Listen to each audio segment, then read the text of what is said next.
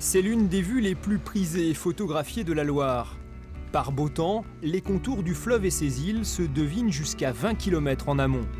Ce balcon en suspens fait la réputation de la commune de Champtoceau.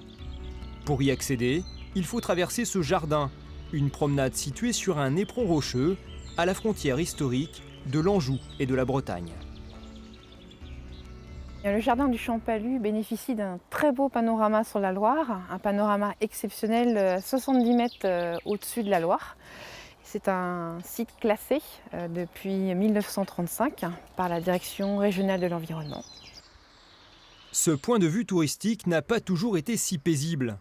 Du fait de son emplacement stratégique au-dessus de la Loire, Champtoceau, qui s'appelait autrefois Châteauceau, le château sur la hauteur, fut le théâtre de nombreux sièges et batailles. Une forteresse médiévale, réputée imprenable, aussi importante que celle d'Angers ou de Nantes. Nous sommes devant l'entrée de l'ensemble de la forteresse ici, donc il faut imaginer les grilles, les ponts-levis, etc., etc. Mais la forteresse, pour vous donner une idée, intramuros, c'est plus de 2 fois celle de Carcassonne. La place forte s'effondrera pourtant en 1420, comme en témoignent ses ruines, uniques témoins du passé. À l'époque, Marguerite de Clisson revendique le duché de Bretagne. Elle tend un piège au duc breton Jean V et le séquestre dans le donjon de la citadelle. Qu'est-ce qu'ont fait les Bretons? Ils ont levé une armée.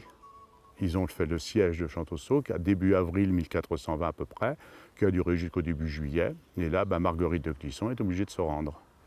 Elle a monnayé son départ en Limousin, laissé un de ses enfants comme otage, et le duc Jean V libéré a ordonné que l'ensemble fortifié soit détruit à ras de terre. Le texte dit « arasé jusqu'à pleine terre », avec interdiction de reconstruire à l'intérieur des remparts. Donc les gens de Champtoceau se sont mis à l'extérieur, dans le bourg actuel. Inscrits à l'inventaire des monuments historiques, les vestiges de la citadelle, entretenus par des bénévoles, restent ouverts au public. Du site du Champalus, 2 circuits pédestres ont même été conçus pour arpenter Champtoceau. Une balade qui offre aux touristes l'occasion de contempler la Loire sous un autre angle.